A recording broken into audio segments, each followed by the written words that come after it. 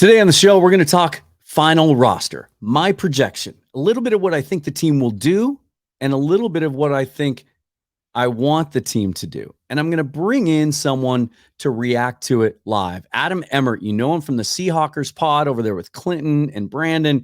He's going to be giving me his thoughts on the final roster, what he would do differently, what he likes, doesn't like about it. Roster projection time coming up next on Seahawks Forever. Welcome to the Seahawks Forever podcast.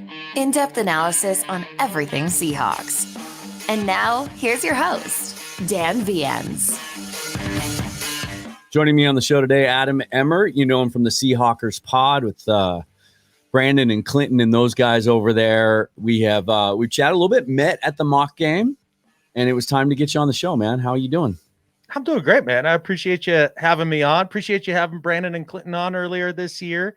That's awesome. It's really fun to collab with you. And I can tell you, man, from our perspective, what you do, very impressive. Wish you nothing but the best. And like I said, just look up to what you're doing, man. So appreciate you having us on. Shucks. Thanks. Same, right back at you. Love what you guys do. Obviously, Brandon and I have some history with field goals, and so it's really, really cool. You guys are just a natural to have on the show, especially when we got stuff to talk about like this, right? We're going to talk 53-man roster today. My final projection.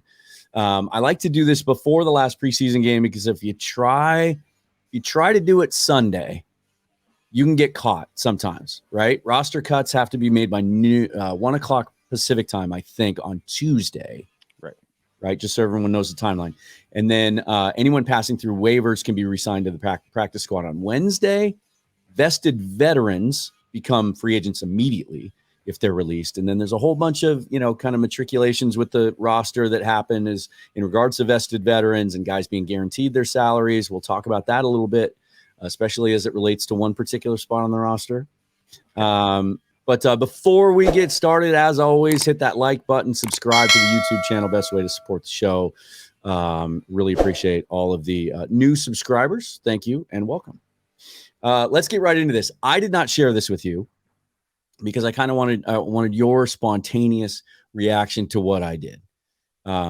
Obviously, some position groups are more set in stone than others. And some are really up in the air, and we'll probably end up focusing on those. But let's just, for those of you watching on the YouTube channel, let's just put it up here.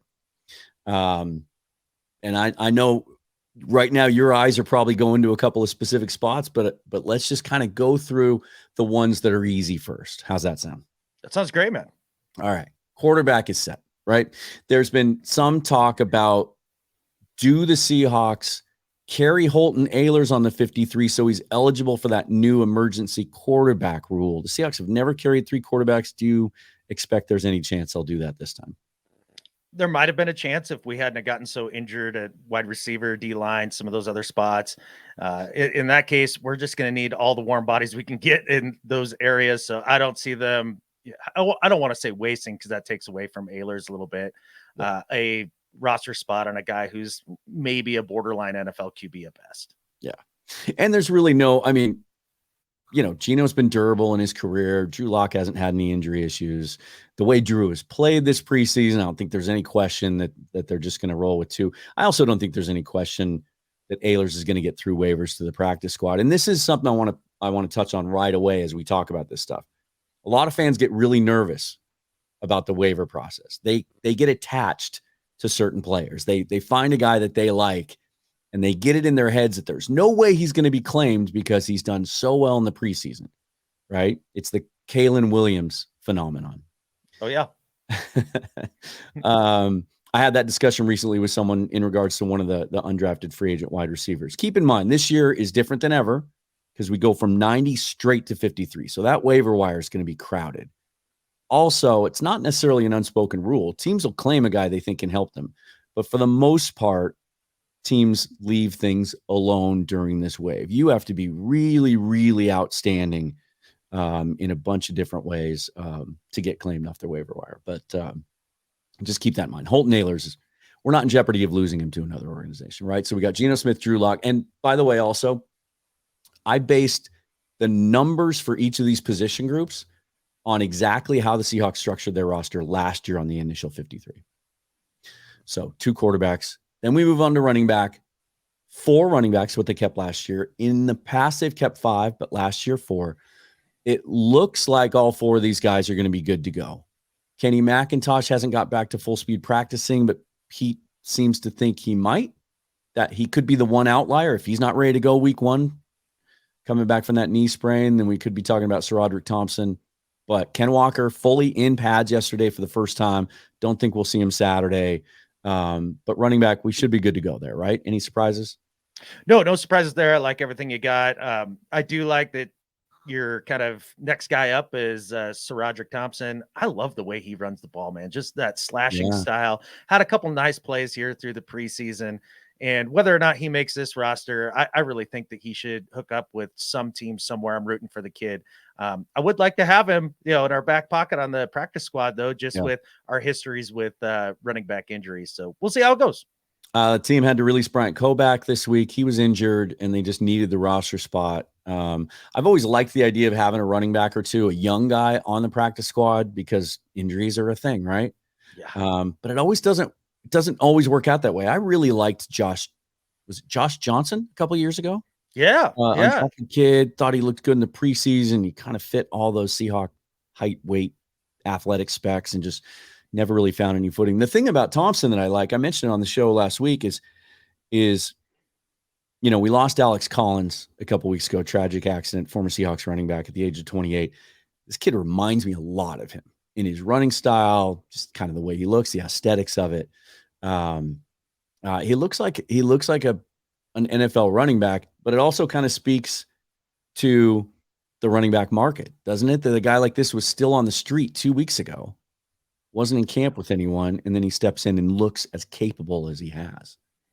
No, it does speak to the market because, gosh, it's just so undervalued now. And this is something that actually sticks in my craw a little bit, because I'm a big fan of running the football and playing great defense. And that's the way that I view football through. That's the lens that I view football through. And I'm not a fantasy guy. I don't like, throwing it for 10,000 yards every year. I think these running backs are just worth way more than the market says right now. Yeah. And it's probably going to come full circle. But guys like, SaRodorick and, everybody on this roster, I hope they get paid eventually, because the wear and tear they put on their body is just, it's a ton. You think about it. It's one of the most physical positions in football. And it is so critically important, yet somehow just completely undervalued. It's perplexing to me. Yeah. We're going to skip over wide receiver, which I have listed next, because we're going to need more discussion on that. Tight ends, sure. Will Dissly, Noah Fant, Colby Parkinson, all healthy. The one guy, and my next man up, I didn't adjust the 5th spot there. I had Noah Gindorf there for my first projection. It's probably Griffin Hebert next after Tyler Mabry. But Mabry's a guy the team trusts. He's had another good preseason. When we get back to the wide receiver discussion, wouldn't shock me if they kept a 4th tight end in lieu of adding a receiver, if they thought that would bring more value. But those 3 guys are those 3 guys. Really no surprises there. We move to the offensive line, 7 spots total at tackle. I don't think there's any curveballs to be thrown here either. Charles Cross, Abe Lucas, Stone Forsythe, Jake Curran, who can also play guard. And then your interior guards, Damian Lewis, Phil Haynes, Anthony Bradford, the rookie draft pick, and then the centers, Evan Brown, Olu Oluwatimi. Team likes Joey Hunt, but you know what? Joey Hunt will always get through waivers, and they can stash him on the practice squad as well. Nothing really to write home about there, right? No surprises to be had. No surprises. And honestly, that's a great thing for this year. I am really excited to have just a core set of guys on the offensive line, short of maybe Forsythe here in the preseason. He hasn't looked great has had his struggles, but as far as a backup piece, I'm fine with that. Yeah. And the starting offensive line here in week 2 looked pretty darn good all the way around, and playing with a lot of nice chemistry, especially between the guards and their relationship with the centers and the tackles and working together. I really liked what I saw out of them, especially in the run game here in preseason week 2. Forsythe is an interesting case. You're not the first one to say that they're concerned about him being the primary backup at left tackle. And it's a shame that he's being talked about that way, because when he was drafted in 2020 as one of only 3 picks we had that year, he was the scouting report on him coming out of Florida was, I saw multiple reports that said, as a pass protector, he can start in the NFL right now, but needs work in the run game. But he's kind of struggled as a pass protector too. So we'll find out how the team feels about him. If they go out and try to upgrade that position, we'll know right away. We know they like Jake Kern because of his versatility. Don't know if he could play left tackle, if maybe in a pinch. Greg Island, I thought, has shown some things this year. I've got him listed as a tackle here. The team played him mostly at guard, but yeah, maybe Forsyth is the only guy that they would look to upgrade there, but I still don't see that either. They have some other things to tend to. No doubt about it. Let's talk about one of those now. So obviously the wide receiver group, they had 10 healthy receivers on the field yesterday at practice. So we have gotten some good news about some of the guys that have been hurt, but obviously the big news this week, the broken wrist for Jaxon Smith-Njigba. Still haven't heard, at least I haven't seen specific confirmed details. When the story broke, Adam Schefter said they won't know until they get in there and do the surgery exactly how much damage there is and how long he'll be out. The surgery was supposed to happen Tuesday, and then Pete Carroll yesterday indicated it hadn't even happened yet, and so we still don't know. He's saying optimistically 3 to 4. There's doctors all over Twitter saying it's more like 6 to 8. He's probably a PUP list candidate. Your reaction to the JSN news this week? Oh, this has to be one of the more disappointing pieces of news out of the preseason, just all preseason. And the JSN pick, to me, right out of the gate was a little bit polarizing, just because, you know, they go defense early with Devin Witherspoon, but not an interior player. And then you're like, well, okay, then we're going to go ahead and spend some big draft capital early on interior defensive line here with the next pick here at, what was it, 25 or 20, wherever it was that they ended up picking. Yeah. And then they pick JSN, and it's like, yeah, I get it. We can use another receiver, but man, like, we have one glaring hole on this roster and we're not addressing it. And then they pick Derek Hall. And at this point, my hair's on fire. And then they pick Charbonnet, which I was kind of fine with because you can never have enough good backs. Yeah. But yet we didn't really address that hole early, and we picked JSN. So I'm upset about it. Start talking to a lot of people. I'm not a college football watcher. Neither is Brandon. That's not our specialty. And so once we started getting with some guys that really have looked into him, you look at JSN and you're like, man, this guy could really be a huge difference maker, especially on third down. We're really in need of that jitterbug slot guy, that Edelman Welker type player. And JSN could absolutely be that right out of the box. And losing him right out of the gate, in possibly for a couple of weeks here in the regular season, it's a big blow and a massive disappointment. So it does open up some opportunities, though, for some of these other guys that are maybe on the bubble. And so I'm excited for them, if you want to look at it on the positive side of things. So the way it works, I was going over this again this morning, and if I get any of this wrong, hop in the comments, let me know, correct me. But if the team can't, if they think he's going to be out long term, they can't put him on the injured list now, or he'd be out for the season. But once the 53-man roster is set at that deadline, they could then put him on the injured reserve list for a minimum of 4 games. PUP list has been mentioned, but that's kind of I don't really see the difference, because that's a minimum of 4 games as well. I think the only difference would be you could put him on the PUP list today, if I understand that right. So it's semantics, right?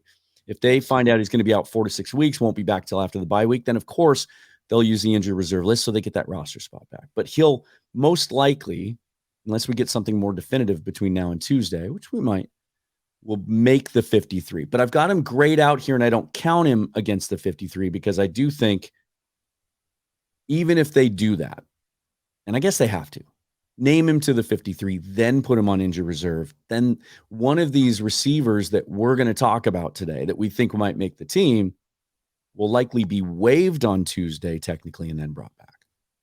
Does that make sense?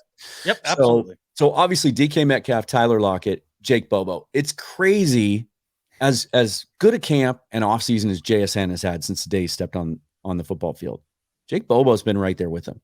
And it kind of started out as like a murmur, like from the first OTAs, like, wow, this kid, Pete's talking about him. He's name dropping him.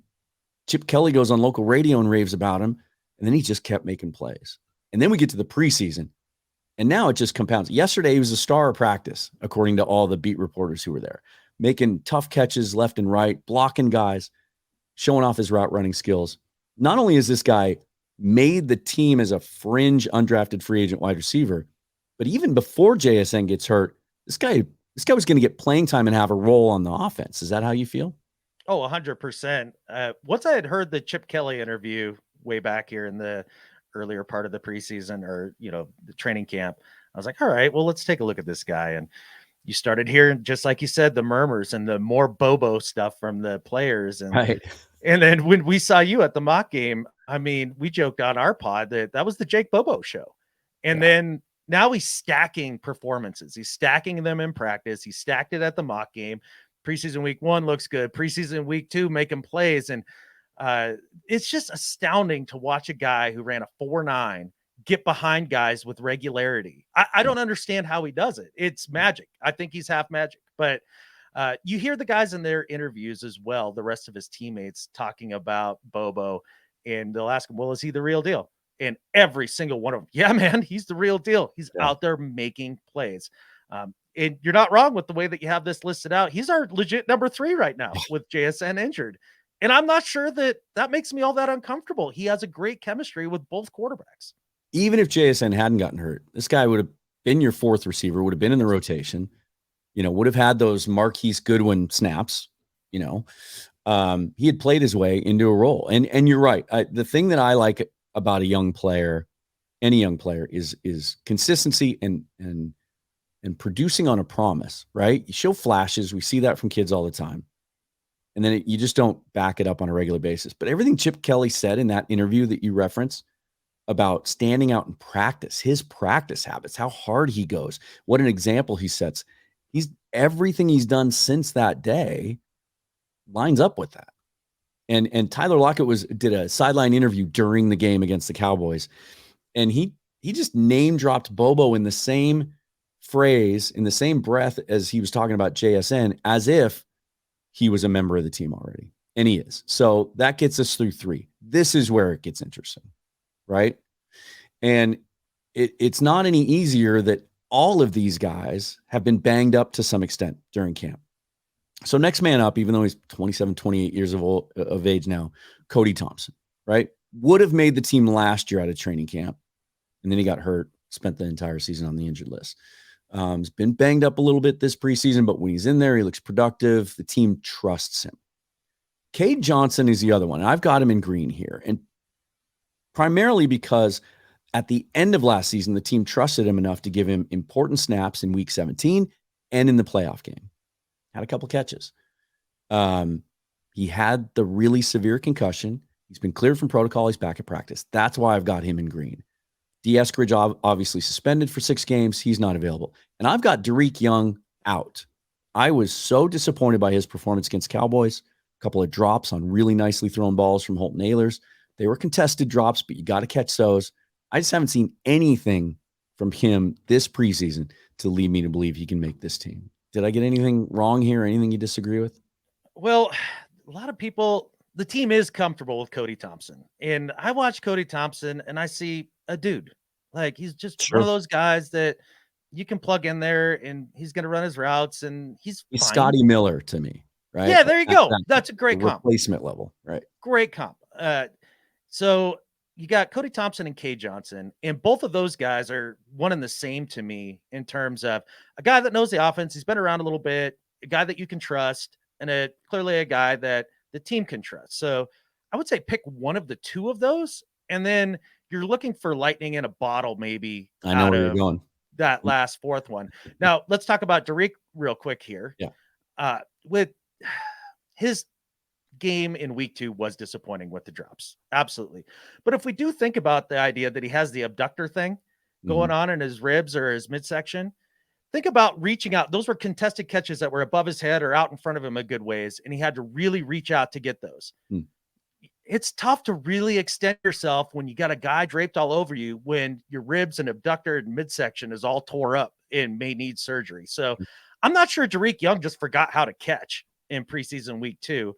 I wonder if the injury had more to do with that than we think. Now, then you start looking at the other guys, and Aesop Winston had a nice game in week 1. Matt Really Landers good. made the play on the Ehlers arm punt and scored the touchdown. And Landers is such an athletic freak. The Oh my reason I gosh. was tempted to go Landers, Pete really raved about him and was so excited to get him back last week because he had a little abductor thing too, didn't he? Something like that. It's going around. Yeah. Soft tissue stuff, man. Yeah. He's just not as versatile as some of these other guys, that we're going to need guys to cover those slot snaps. Obviously I love Winston. I'm a Coug. I think he's a master of the contested catch, really good route runner. He was banged up, didn't play against the Cowboys. Tyjon Lindsey might be the wild card here, right? Yes. Because of special teams. Yeah. Like, I think he could be a spark plug in the return game. And that's something we've been missing for a good long time. Yeah. Short of Igwe Buke. I can never say his name right. Last year. Close. Yeah. Godwin. Yeah. But yeah, Landers, man, he is super intriguing. And you do hear Pete and the other players name drop him a lot like Tyler did with Bobo, kind of unprompted. So yeah, I would be, instead of Cody Thompson, I think I would be more apt to see either Landers or Lindsey in there.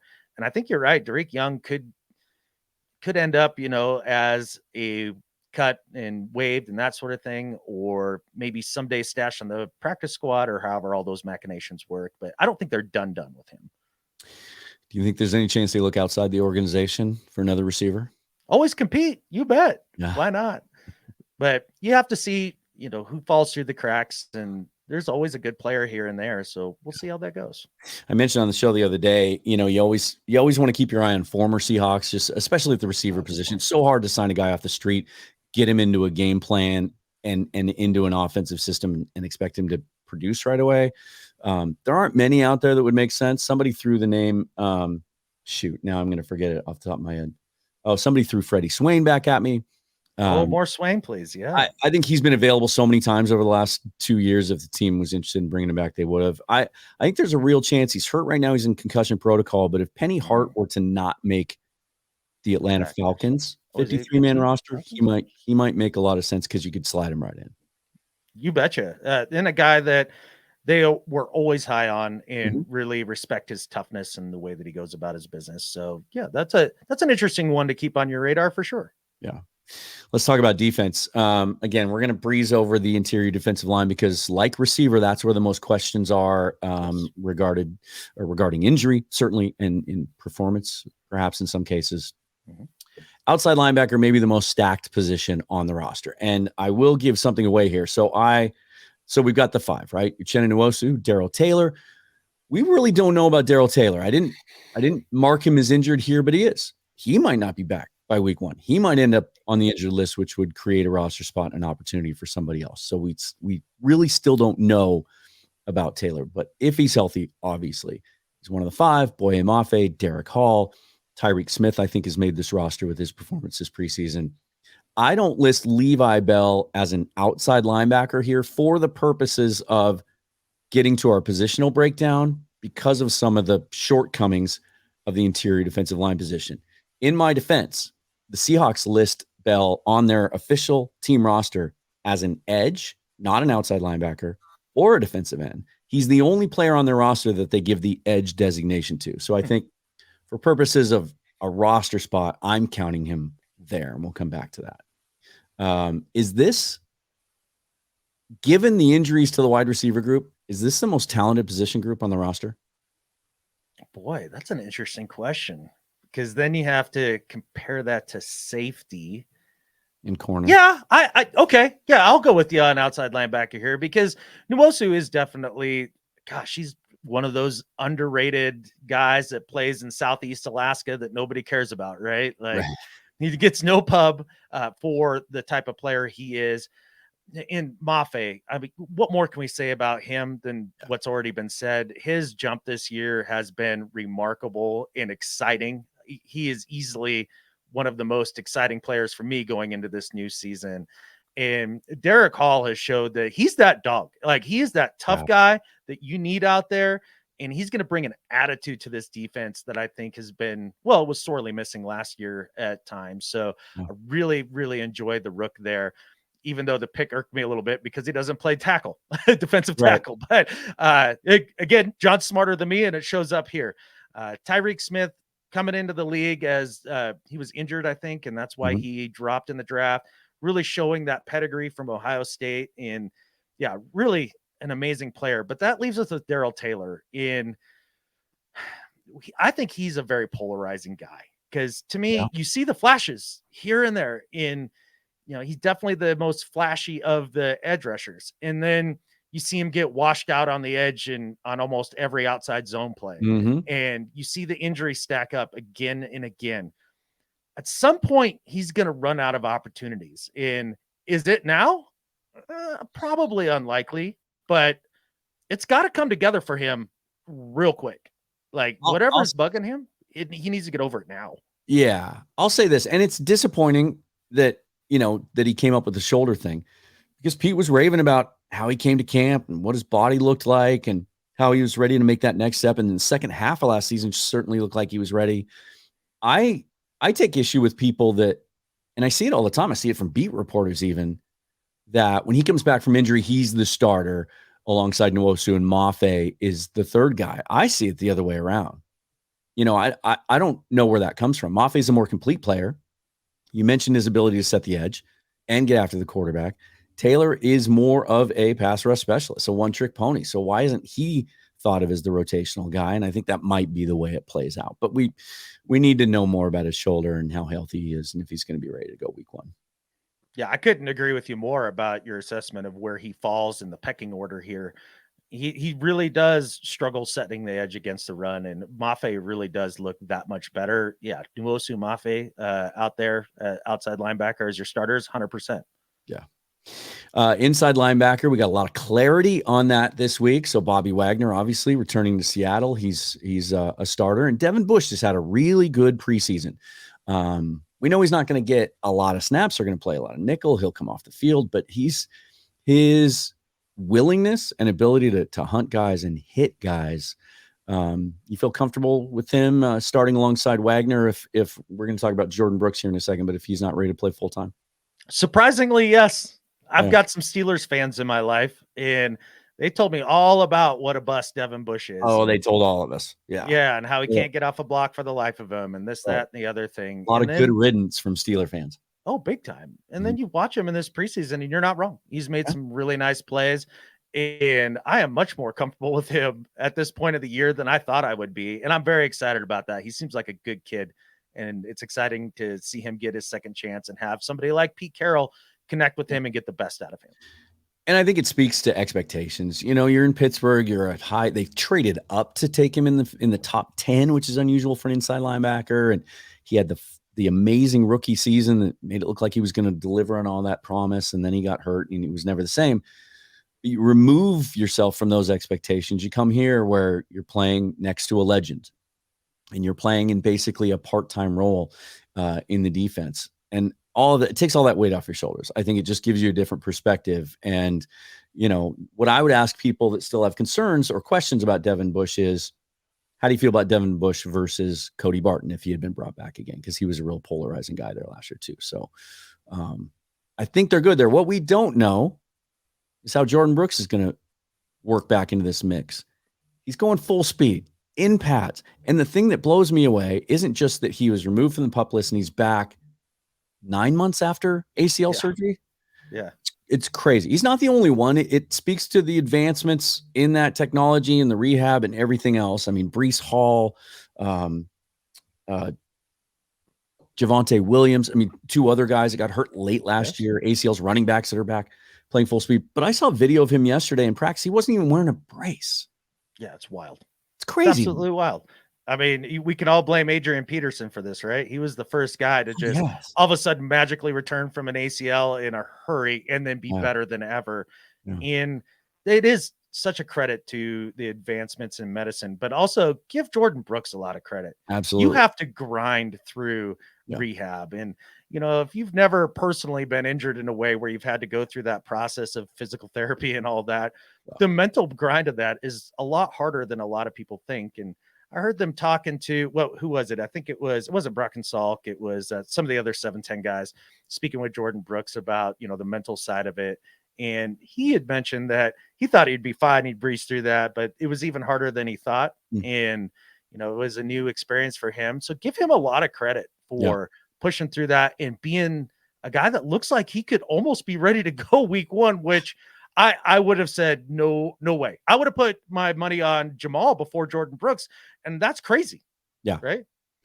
Yeah. And reading some things this week, it sounds like in some of the nickel packages that they'll play that, Bobby Wagner's basically going to play that role that he played for the Rams last year. He's going to be in on early downs, playing the run, rushing the passer a little bit more maybe than we've seen him in the past, but that the Rams utilize him in that role, and that Bush and Brooks will be guys that are a little bit more adept at dropping into coverage.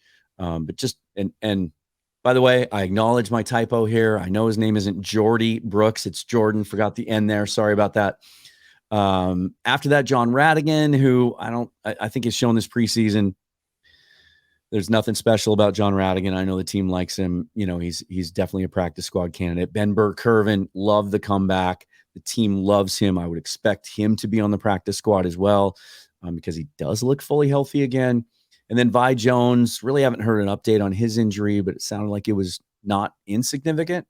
Otherwise, he might be in this mix. He was having a really great preseason, but Jordan Brooks coming back basically solidifies this position, and those are the guys. Yeah. I think one guy that we need to talk about here in relation to John Radigan is Patrick O'Connell. And thank you for bringing him up. Absolutely. Maybe I'm a little biased because he's from the hometown of Brandon and myself in Kalispell, Montana. Right. And so we're always rooting for a Cali kid, but he has played pretty well on defense and has made some plays what Pete's even talked about a little bit and raised some eyebrows. Now, I think Radigan's a little bit better as a special teamer in terms of punt and kick coverage. Yeah. And, maybe O'Connell can, do a little bit more there, but I think he's a little bit more of a natural linebacker than, say, Radigan. So I'd say don't take him out of the mix there. I think he could be a surprise guy, not so much to take like Brooks off. Yeah, with Brooks being healthy as soon as he has been, that probably makes it hard for O'Connell, but I could see him as a practice squad guy. Well, I appreciate you bringing him up. Certainly something I overlooked here as I was putting this together. I took my spreadsheet from my initial projection and plugged guys in, and he wasn't on it. But he's a guy that I, in my defense, talked about him on the show extensively after that Cowboys game as a guy who played early, basically started that game, got a lot of snaps, led, I think he was second on the team in tackles with 7. He's undersized, but he looks instinctive. He just looks like he makes his reads. He takes on blockers well for a guy his size. Really like what I see from him. So thank you for bringing him up. I certainly think he's a guy the team would like to have on the practice squad. Let's talk about the secondary, because when we talk about most talented groups, you mentioned safety. Certainly we have to talk about corner as long as everyone is healthy, which they're not, right? Yep. But here are the 6 I've got, and there might be some discussion around the 6. And I do have Kobe Bryant still listed as a corner. The team kept 11 last year between corner and safety. So the numbers work here. Tariq Woolen, Mike Jackson, Trey Brown, Devin Witherspoon, Kobe Bryant, and Artie Burns. I've got him making the team in part because Witherspoon's health is still up in the air. We don't know if he'll be back for week 1. Thought he might start to do some limited practice this week. Carroll said we might see him by Wednesday. We did not. But also because Burns was getting first team reps and rotating in on the first team this week. So I think the team still thinks highly of him. He can play both sides. He's a veteran. Those are my 6. I don't really see anyone pushing for a spot there, but they might consider taking from that position to fill other roster needs, depending on Witherspoon's health. Yeah, that makes a lot of sense. And the Witherspoon injury is a little concerning because the last press conference that I heard Pete talk about it, they asked about, his health and when he might be back. And Pete started doing the slippery Pete stuff where he's like, oh yeah, I don't know, that sort of thing. And it does make you a little nervous. So I do like the list that you have here, because as much as, again, this is another Steelers whipping boy a little bit with Artie Burns. I saw him at the mock game make 3 or 4 really nice plays. Now he got burned on 1 or 2 as well, but a guy that would be very good as a depth piece. Now, it's interesting that you have Kobe listed over as at corner, because I was looking at the Seahawks.com depth chart today, and they had him listed as a safety. Yeah. And so, again, the way the numbers work out here, you can have him at, column A, column B. It doesn't really much matter. Yeah. But I do like him so much more at safety than I did at nickel. Last year, everybody's saying that he had such a great year, and he was good at forcing some fumbles and doing the peanut punch thing, but I just don't think he has the quicks to play in the slot. And it drove me crazy last year, and I wasn't nearly as high on him as others. I think safety is a natural fit for him, and I'm really excited to see more from him there, if need be, with Adams working his way back, or if there is unfortunately an injury to Diggs or Love. Trey Brown has had a really nice preseason. I don't think, he's had some plays where a missed tackle here or there and things of that nature, but overall, he's been great, and it's awesome to see him come back and work through those injuries. Mike Jackson had a rough week too. He did. Pete said, "Oh, it's that one that was underthrown, and it just is unfortunate." And he's right. Like, sometimes you get got that way, but then sometimes you get got and just burned, like he did by whoever that second string receiver was for the Cowboys. And we've yet to see Reek go full speed here. So a lot of talent and then some injury concerns, but I like your list, and maybe they add an extra corner if they don't feel like Witherspoon or, Woolen's going to be ready to go week 1. And Isaiah Dunn would be an excellent pick for that as well. Yeah. I agree with you. I like what I've seen from Brian at safety. He looks a natural there, especially in that first, the Vikings game, came up and hit a guy. That was something we haven't really seen from him, and you certainly want to see from a guy who's playing on the back end. Trey Brown, Mike Jackson's been the star of OTAs and early preseason, and Pete just can't stop raving about him. I think at one point called him the best player of OTAs. Borderline dominant. Yeah. That's what he said. Yeah. I'm not so sure Trey Brown hasn't beat him out for that left cornerback spot. Yeah. Pete's had a crush on Trey Brown for a good long time now as well. So, but much respect to Mike Jackson, a guy that has worked his way through the league to get here, to have his opportunity. And, he's bulldogging it, man. He is not going to give it up for nothing. Yeah. So that amount of competition in that room, that speaks nothing but good things for the Seahawks going forward this season. And then still a lot of question marks at safety. The 5 I've got in green here: Quandre Diggs, Jamal Adams, Julian Love, Jarek Reed II, and Joey Blunt. Blunt, we're still not 100% sure about health. Adams was reportedly close to being brought off the PUP list so he could go through walkthroughs this week. That hasn't happened yet, but it's looking more and more like he'll be ready early in the season, if not for week 1. If not, I should have put Jonathan Sutherland in gray here at least, because there's a really good chance he ends up making the 53-man roster, in part because of all the things we just touched on. Jamal Adams not being 100% yet. Devin Witherspoon not being back yet. The team wanting to play Kobe Bryant more at safety, because Sutherland's one of those guys that can play safety and slot and has really had a nice preseason. He really has. And when I look at your list here, I think this is where maybe one of the bigger surprises of roster cut down day will be. I would not be stunned if they end up cutting Jarek Reed and keeping Sutherland.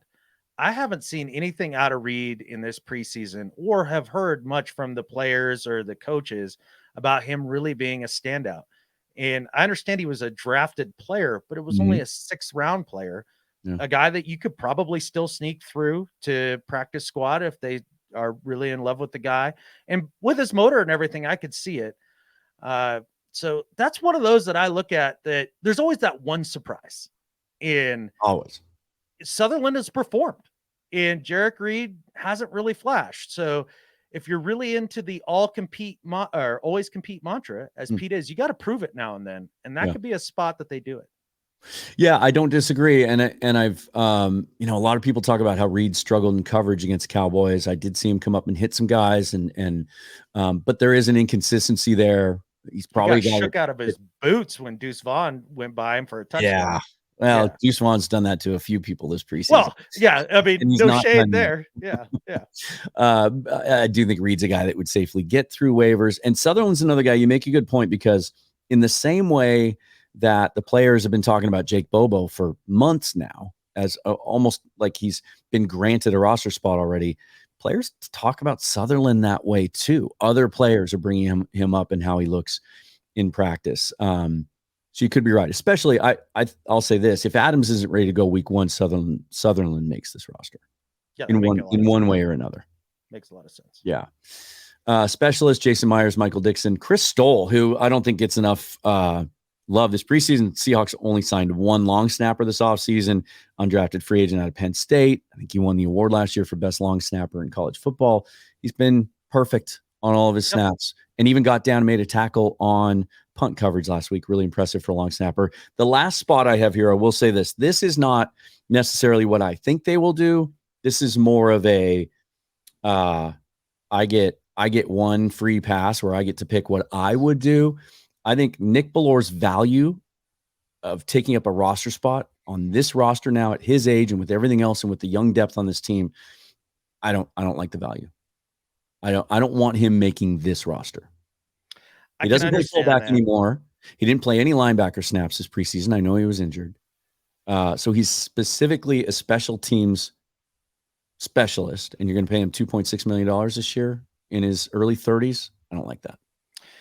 Yeah, it's tough when you start looking at the money part of it, right? Yeah. Because he was he led the team, I believe, in special team snaps last year. So a guy, I mean, that's an important thing. It's a third of the game. Teams captain also. Yes. That's a third of the game. And he is listed right now on the depth chart, according to Seahawks.com, as the only fullback.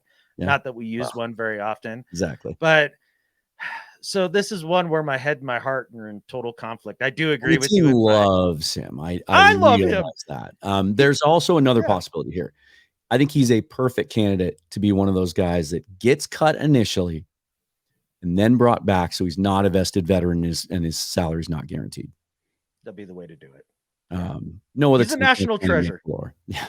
He's a national treasure, and sure, you may save $3 million overall by getting rid of him, but you're also going to lose 3 million awesome jokes told throughout the season. So, but locker room guys matter, special teams matter. But I see where your head's at, and it does make a lot of sense on the financial side. Because I have another guy that can play fullback. Yep. So now we're going to talk about the last position group, because this is the one that's the most up in the air, and I think we're going to see some changes, some additions before the Rams game. So total of 8 interior defensive linemen is what they kept last year between the defensive tackle and defensive end. However you want to break this down: nose tackle, defensive tackle, 3 tech, 5 tech. I've got, at DT or nose tackle, Jaron Reed, Miles Adams, Cam Young, who's injured, and Jacob Sykes. I think Sykes has shown enough in the last couple of weeks that if they're going to keep an undrafted free agent and a young guy, just because of numbers, because they have to, I think he's done enough to show there's some athletic ability there, there's some strength at the point of attack, and they've played him early in games, which I think speaks to how much they like him. Matt Gotel kind of flashed for me, the local kid, 340-pounder, really the only Brian Monet type nose tackle built guy on the roster. He's on the periphery, so I've got him in gray. And then at defensive end, or however you want to call it, Draymond Jones, Mario Edwards Jr., Mike Morris, the 5th-round pick, and Levi Bell. So I'm going to start with the rookies. Yeah. We haven't seen Cam Young, and we really don't know how serious that calf injury is or how long he's going to be out, and that's frustrating. He was a guy that they had really, by taking that risk that you mentioned of not going interior defensive line early in this draft, and I know it wasn't a strength of this draft. They passed on Jalen Carter. They passed on some other guys that were there. Mm-hmm. Kills me that Keanu Benton is just killing it in the preseason. Looks like a starting nose tackle for the Pittsburgh Steelers. He was a guy that I liked, but we haven't even seen him, and we don't know if he's going to be ready week 1. And then Mike Morris, this was a killer. This was really disappointing news this week to find out that he'd had a procedure on his shoulder related to an old injury that was never mentioned before. Because I think we saw against the Vikings that Morris was a guy that was going to contribute early and really give us kind of some size up there that we don't have. And so when you're talking healthy players now, you're talking Jaron Reed, Miles Adams. I'm going to leave Jacob Sykes out of this discussion for a moment. Draymond Jones, Mario Edwards. That's it as far as veterans go. Mm-hmm. Levi Bell has made this roster, hasn't he? Maybe. You're not ready? Maybe. I'm not ready. Yeah, you could sell me on it. He's been good. He's had some flashes, and like you said, the versatility with being Highest able to play rated fullback. player on the Seahawks last year, according to against Cowboys, according to PFF, had almost a 90 overall score, pass and run grade, highest score. Wow. Okay. Yeah. I have a little bit of a 89. love-hate relationship with PFF at times, but that's interesting. Now, so let's talk about the rookies here again real quick. The Cam Young thing, gosh, we just all feel like we're in the dark on that. And then even when he was out on the field, you got a lot of, yeah, he's learning. Yeah, he looks like he can be there as an anchor guy and not a lot else. The Mike Morris one, you're not wrong. That one hurts my feelings. Like I was so excited about him and his possibility this year as being a major contributor. Not saying that that's gone, but early on, I would think he might be a candidate to try to, keep on the 53 and then get him to short-term IR and maybe give him a couple of weeks to heal up. But I guess we'll see how long it takes for him to come back from the procedure on his shoulder, whatever that means. Sykes, I did like a little bit of what I saw out of Sykes. That was fun. And then, one guy you don't have on here that I liked a little bit was Perry, the kid that they brought in from the Browns. He's had a couple little flashes here and there and is a big body type guy that I think could be a guy that could fill in until Cam Young makes it back or just be a depth piece there. One of the guys. They've cut Perry a couple times, brought him back. He has played on early downs. I think he's I went Sykes over Perry here because I see a little bit of Sykes, a little bit of pass rush upside from him, more so than I do with Perry. What were you gonna say? Oh, and then if we're looking at the veterans, I mean, Jared Reed, he better be healthy and play a lot of snaps. We're gonna need him. And he didn't practice yesterday. I don't know why. I don't think it's anything serious, but that made the hair stand up on the back of my head. Hopefully it's a veteran rest day. Miles Adams is looked like he's taken another little step in his game. I really like his versatility, even though he is a little undersized. Then that kind of leaves us with Draymond, who, he's going to be Draymond Jones, and a guy that they paid obviously a lot of money to be a difference maker. But that brings me to Mario Edwards, and they talk about him with some affection. A journeyman player. We were talking to a couple of the guys with the Bootleg Football podcast, and we were sitting there in training camp, and Mario Edwards ran by. I was like, "Oh, Mario Edwards! I forgot that they had brought him in to be on the team." And they just kind of laughed and they said, "Yeah, that's every fan for every other team that he's played as well." Right. Kind of a guy who has just been there for a lot of teams. So. We'll see if he sticks around, but maybe we need that sort of veteran depth piece that's, kind of a league average sort of player. Yeah, because that's where you get really nervous. If you take Morris and Young out of this equation, now you're talking about 4 guys with 2 in Bell and Sykes being undrafted free agents. You're going to be counting on them to play some snaps. And Edwards is a replacement level. I think they brought Edwards in for that reason. Steady, solid. That's all we need him to be because we like the upside of all these other guys. Well, now those other guys aren't in the equation. And now you're so shallow. If Jaron Reed were to get hurt or Draymond Jones, for goodness sakes, do you think there's any way we get to the Rams game and they don't add to this group from the outside? I think that's a 0% chance. There's going to be 1 or 2 dudes who are at the very least, NFL replacement player level type players that they're going to go out and get. It happens every year. It's one of those position groups that somehow is undervalued, much like running backs, when you got to have those stout guys up front. That's a heart and soul of a defense. And that's why it made me so angry in the draft, the way that they approached it. And then they appeased somebody like myself by picking Cam Young and Mike Morris. And now here we are. Yeah. Both guys being injured. My spidey sense is going off here a little bit. Like, I'm a little worried. It's hard not to be. You can scheme around it. but only to a certain extent, not when you get up against good teams with good offensive lines, good running attacks, and good offensive coordinators. And teams are going to try to pick on that. And, Bobby Wagner can only clean up so much. I love the fan reaction. So many fans, whenever I talk about how concerned I am about this, are like, Bobby's back. We're fine. He'll just take care of all that. I mean, Bobby's amazing. Hall of Famer, all-time great. One man can only do so much, and he has to have the guys in front of him to keep him clean so he can flow to the ball and do Bobby Wagner things. And it's so important. And it's where I diverge from a lot of football fans in kind of the skill position obsessions, when it's the guys in the trenches that really do make or break a football team. Yeah. And you look at the good teams, the teams that we're chasing in the NFC, you look at the Eagles and 49ers, and you can make an argument that their second units are as talented maybe as our first, or parts of our first, that there's so much. The 49ers, some people think have the best defensive line in the NFC, and they went out and added Javon Hargrave to that. Yeah. Like, they're stacking depth there, and we're as thin as it could be. I agree with you. I think I tweeted out yesterday, they were always going to be on the hunt to add a player on when this next wave of free agency happens after the big cuts. I think they're adding multiple players now. The big question is this: what about a big swing? What about a trade to add more impact there? It could be in play. I guess I haven't looked at the cap numbers recently and all of that to see, exactly who might be available and who's unhappy at the moment. A lot of talk, a lot of people. The first name that people bring up is Grover Stewart. Okay.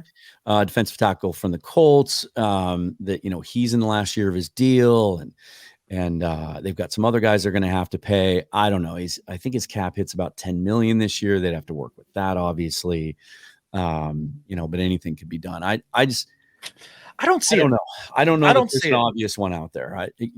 This isn't like the Jadeveon Clowney year where there's an obvious deal to be made. I think most likely they're just going to, I think they feel good about the guys that they have if they're all present and accounted for. Yes.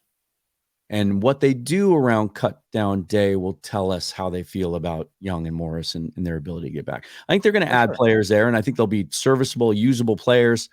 They'll probably be guys that not a lot of people recognize. I scoured all of the depth charts on Our Lads yesterday looking for guys listed on second and third teams, and couldn't find anyone that really popped and made sense and stood out. Maybe a guy like Danny Shelton, maybe a guy like that doesn't make the Chiefs' final roster and can just be plugged in as a guy to help against the run, but it'll most likely be someone that fans aren't familiar with. Well, one thing to think about in terms of whether or not they would make a big swing at this time is we often, as fans, get really obsessed with this year. And what we're looking at here is, since the Russ trade, is about a 3-year plan to get back to the Super Bowl. That's been, in my estimation, with the way that Pete's contract is structured and that sort of thing. So now, am I looking at this roster this year as a Seahawks fan who's always eternally optimistic and thinking, yeah, we're like a legit Super Bowl contender? I think we're a fringe Super Bowl contender. I don't think that we're one player away at defensive tackle on the defensive interior from being a really legit Super Bowl contender. It's close. Yeah. It's close, but I don't think you would give up the future of next year's draft with the role that John Schneider is on, rolling the dice on that you're one player away when it just doesn't quite feel that way. I think that they're really looking to build young, keep guys under team control for a long time on rookie deals. And so I think really they were trying to get through this year with the best they could on the defensive interior. And they're going to be looking next year to really fill out that. We're going to draft 8 defensive linemen next year. Let's hope so. Because it really, I joke, but when you look at these positions like this, just in black and white, it stands out as the only position where they aren't stacked and layered with young, dynamic talent. Mm-hmm. It's really the only one. You're plugging holes with guys like Mario Edwards and bringing Jaron Reed back, and you went out in free agency, signed one superstar there. The rest of them are all undrafted free agents, even Miles Adams. Like, that speaks to, they're going to talk. We're going to hear about this as a whole nother discussion that we'll have over the next 10 months, 11 months, but they're going to talk a lot next year, as they always do, about best player available. And we're just going to take the highest guy on our board. I think all the defensive tackles are going to be the highest players on their board next year. Yeah. They're in the draft. They are valued a certain kind of way because they are that important. And, you mentioned all the young talent that they have stacked at every other position. It is very young. And so we're relying on guys that are either in their second year or their first year with that young talent.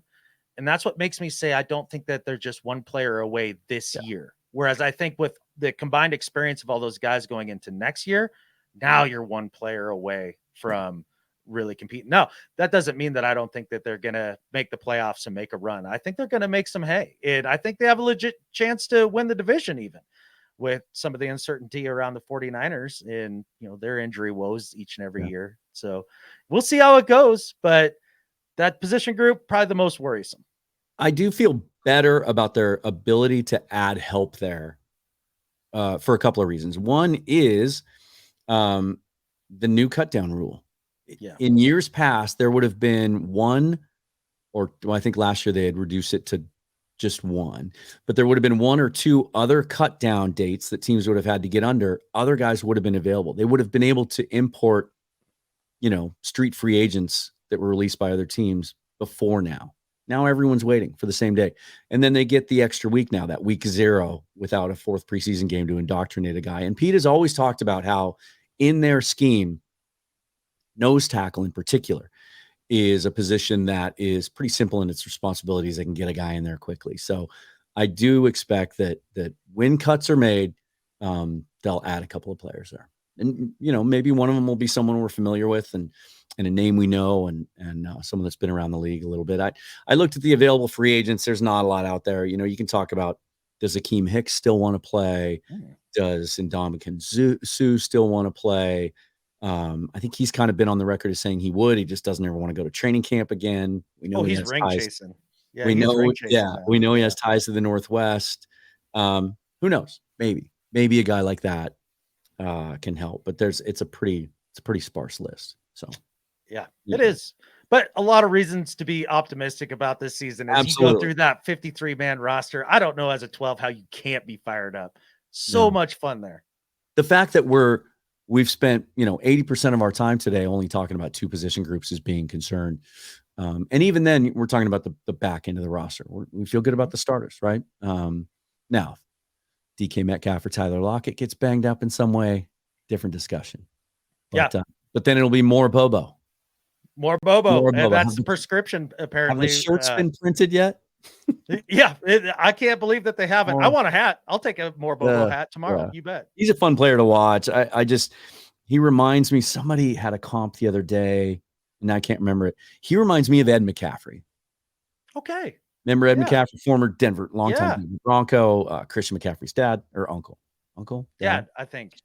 6'5", similar build, lean, didn't have the great straightaway speed, but just, good body control and that athleticism to be able to run really good routes and be deceptive and just catches everything. You throw a 50-50 ball his way, he's coming down with it. And that's something that I think Gino's really going to appreciate.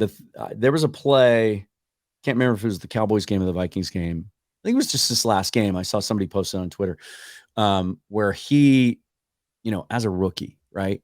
This was a veteran move.